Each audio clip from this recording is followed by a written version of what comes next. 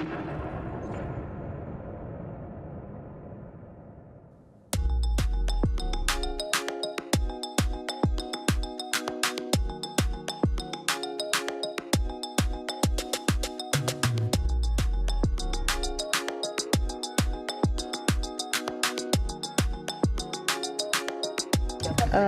I'm Neku Atawodi, and I'm a polo player.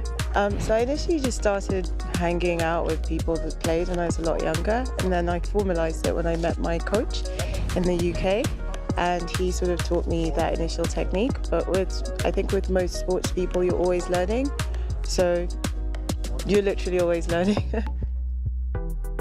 What you ask the polo ponies to do in the game of polo just makes it such a unique equestrian discipline. It's also one of the only sports in the world that women are rated the same as men, just with your horsemanship skills. And, to watch that strategic play with a team. So it's a 4-man game, there's no goalkeeper. Each man has his position, and it's very much like playing chess, but also like hockey on horseback. And just combining all of that, it's such an amazing character builder, and it's such a beautiful sport. Actually, the beauty and maybe also the challenge that you're not working with machines, you're working with actual living things. And so this whole process of the guys trying horses and everything, even at that, it's almost not enough, because you don't know that horse as much as that relationship with knowing that, okay, if I go to the boards, I know that horse doesn't like it. It just takes such a long time to build a relationship with a horse. There's special horses that you can get on and they will be the same every single time. But they're living things, they could have been bitten that day, or they could have a slight tummy. It's like I think that's what makes it quite special, because it requires a lot more thinking about who should I play in this chukker, how is the game going, what horse is going to give their best. And that makes it even more exciting of a game. My strength is probably that when I'm consistent, I get told that I hit the ball like a man, and I'm quite aggressive. But my weakness is that consistency. So I can have really good days where I play like out of my mind, and once I allow myself to have a bad day, it tends to go downhill. So that's something that I'm still working on, and just working on always staying positive and always believing that you're the best that your abilities are.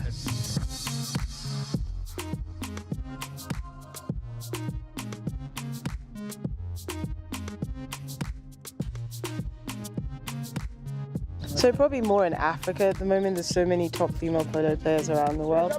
I know that I do get noted as one of them, but I think I have such a long way to go to achieve what some of the girls in countries like Argentina and the UK have. And I just need a lot more consistency, and to play, in a place where you're always practicing and able to work on every error that you make, not spend a whole week not playing. I think the responsibility for us as women in sport is just to show other girls that you can do too. So amplify our voices, talk about the challenges that we've had and how we overcome them, and just, little advice like maybe do some more weights in the gym and work on your shoulders, because men naturally have the wider shoulders and we maybe have to work a bit harder to achieve that. I try to go to the gym even on game days. I used to think that wasn't a good thing to do, but I read that actually when your recovery becomes shorter, it's actually a perfect thing to do. I try to do quite a bit of cardio, especially on days that I don't play, so that I'm always keeping my heart rate up and I don't burn out when I'm actually playing. I do quite a bit of weights just to build that strength and endurance, so repetitive weights. And also, I play a lot against men, and they're naturally just blessed with the muscle mass, and so it's kind of like making up a bit for that. I'm very inspired by a lot of the female tennis players. They don't have to play against guys, so that's something different for polo, but I read a lot about their training regimes as well, and just their strength of mind, listening to sports people talk about how they stay strong when they're on the field, what they say to themselves before they get on the field, not being like negative before you get on, things like that. Generally for any sports person is the message that I'd like to leave. And for women, it's just like keep pushing for opportunities, because as a female polo player, sadly, we mostly get picked last. And so when you're given an opportunity, you have to kind of like show that women can as well. And you didn't make like the bad choice, basically. But I think that more women need more opportunities, especially at the higher levels. So, you know, we'd love to see not just 2 or 3 women, Sunny Hill, Nina Clarkin, that have been able to play at the highest level, but more women. There's quite a few talented girls around the world, and I know that a lot of people think it's the strength of, you know, the distance of how far your ball goes, but actually the girls play very clever polo, and it's not just all about the strength, it's tactics as well. And if you give them an opportunity at that level, then they will continue to grow to get to the point where, you know, but if they don't have that opportunity, they wouldn't. So I think more opportunities for more girls. Yeah, I think every polo player's had really different accidents. Touch wood that, you know, they get less rather than more. I ran into sort of like a wall in Spain once and I twisted my ankle.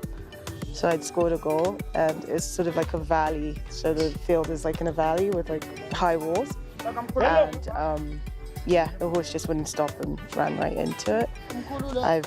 I seem to always fall with the horse. So I have a bad habit of not falling off. We both come down. There's a lot of training that goes on off the field with the horses. The more nimble a horse is, you've basically described the perfect polo pony, which is very difficult to find. They're just not, just go into the stables and pick 4 and they're all like that. Those are special ponies that turn on a dime, super nimble, almost like turn before. Someone said, you know, the philosopher that says, I think, therefore I am. Those are the sort of horses that you want. Once you think, they're already doing it. I think polo generally is growing around the world. The different federations are now making new rules that can help the people watching the game enjoy it better, understand it more. I think that it will continue to grow the more ambassadors that it has, because it's a sport that you can't walk in as a layman and understand what's happening. But once they say to you that, okay, they're connecting because they're riding off and trying to win the ball and, you know, sort of like explain things to you in a car coming on a highway and you don't want to just turn in. I find that people start to understand the game a bit more and they naturally take an interest. So it grows when we more put the sport out there and we take the time to actually explain to people why we love it so much, everything that happens behind the scenes. So kind of moving away from the champagne polo lifestyle to the, you know, the grooms that take care of the horses, the fact that we have to change different horses. Why do we do that? What are we exactly doing when we're on the field? I think if you watched a game of chess and you didn't know what they were doing, you'd be absolutely bored. But as soon as you understood, you get quite interested. So I think that's on us to do more of, and the sport will continue to grow. It's already quite expensive for a player, and most of the time you can get paid quite a bit, and like a lot of it will go towards your horse's upkeep.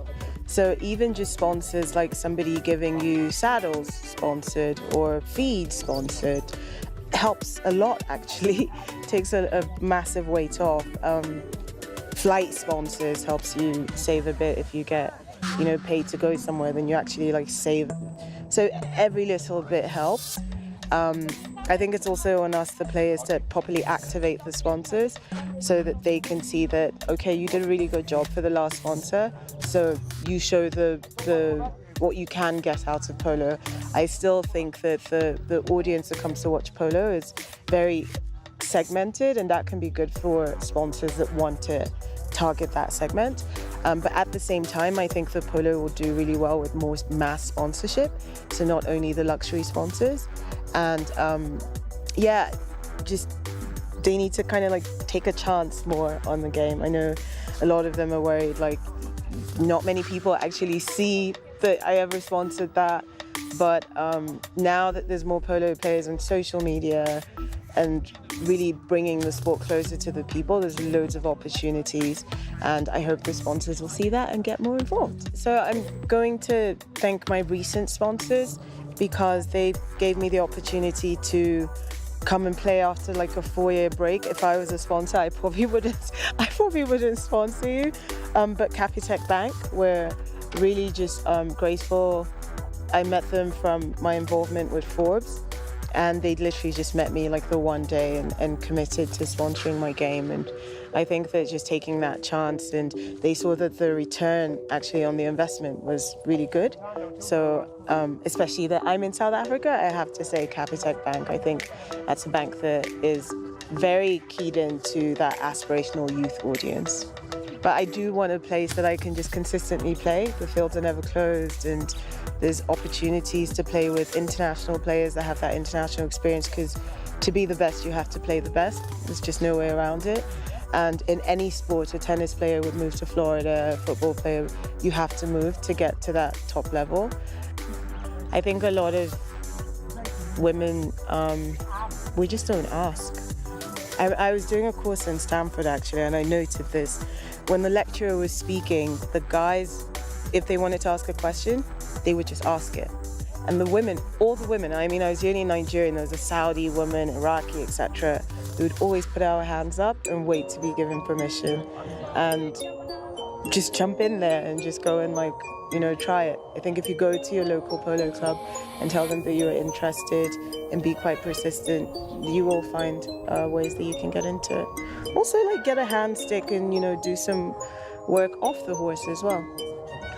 So I work in technology. We invest in African entrepreneurs.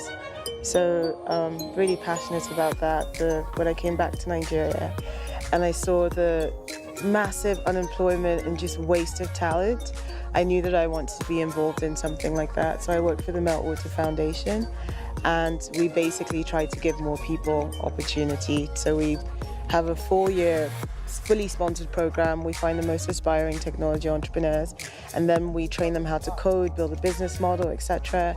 At the end of the year, they pitch these businesses to us, and we invest up to $250,000 for equity. And so there's been so many entrepreneurs that we don't put pressure on you about you must succeed. We believe that innovation actually happens when you're not afraid to fail. So that's why it's a foundation and a not-for-profit, and that money is kind of like the initial catalyzer that helps you like test if this works. So I love to work with my entrepreneurs. I love what we do. I think it's such a blessing to be a part of the solution and not just always talk about the problem. Almost gives you more of a right to talk about the problem. So that's what I do outside of polo, and I've found a way to merge them well together that works. It's also a job that requires a lot of travel, and so does polo.